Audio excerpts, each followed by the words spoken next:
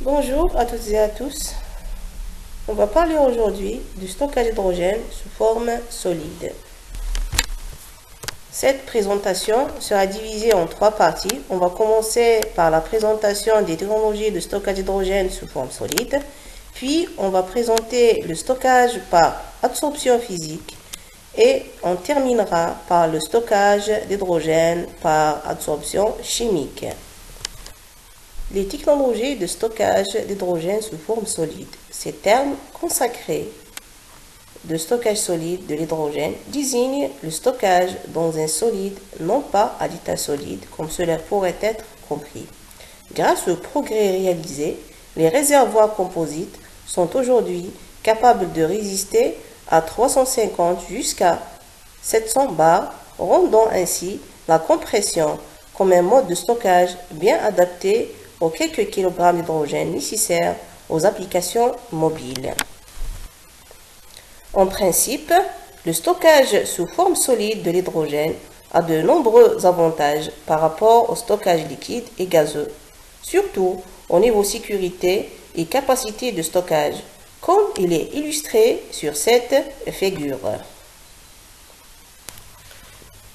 Le stockage d'hydrogène sous forme solide est un moyen sécuritaire et efficace pour stocker l'énergie à la fois pour les applications stationnaires et mobiles. Les quatre principaux groupes de matériaux appropriés sont ceux ayant des surfaces spécifiques élevées, les hydrures chimiques réagissant avec l'eau, les hydrures thermiques et les hydrures rechargeables. Ce tableau résume les matériaux potentiels au sein de chacun de ces groupes. Matériaux à grande surface spécifique, par exemple le charbon actif et les iolithes. Pour les hydrures chimiques, on pourra citer le NaH encapsulé. Pour les hydrures rechargeables, par exemple les alliages intermétalliques. Pour les hydrures thermiques, on pourra trouver les hydrures d'aluminium. Le stockage d'hydrogène par absorption physique. Certains matériaux carbonés poreux offrent une surface spécifique élevée.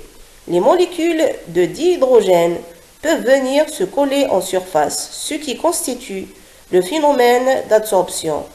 La liaison HH n'est pas dissociée lors de cette réaction.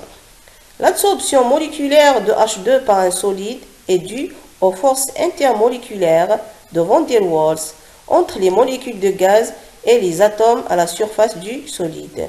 Cette absorption augmente avec la pression du gaz et est d'autant plus importante que la température est plus basse. Les matériaux organométalliques nanoporeux se présentent également comme acteurs potentiels à la physisorption. Leur faible masse leur permet d'obtenir des capacités massiques élevées. L'absorption chimique d'hydrogène utilise les interactions électroniques entre l'atome d'hydrogène et l'absorbant pour créer une liaison chimique et forme un nouveau composé. La liaison covalente HH de la molécule d'hydrogène est alors cassée et les atomes d'hydrogène vont former une nouvelle liaison avec la structure du matériau.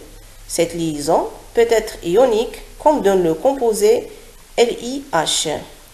L'hydrogène est alors stocké sous sa forme atomique et établit un lien chimique avec l'absorbant en formant une nouvelle structure nommée hydrure, à la différence de la physisorption. L'interaction est spécifique aux matériaux absorbants et nécessite une énergie d'activation. Ainsi, toutes les propriétés cinétiques d'absorption, dissorption ou densité gravimétrique sont variables d'un composé à un autre. Par ce, je termine et merci pour votre attention.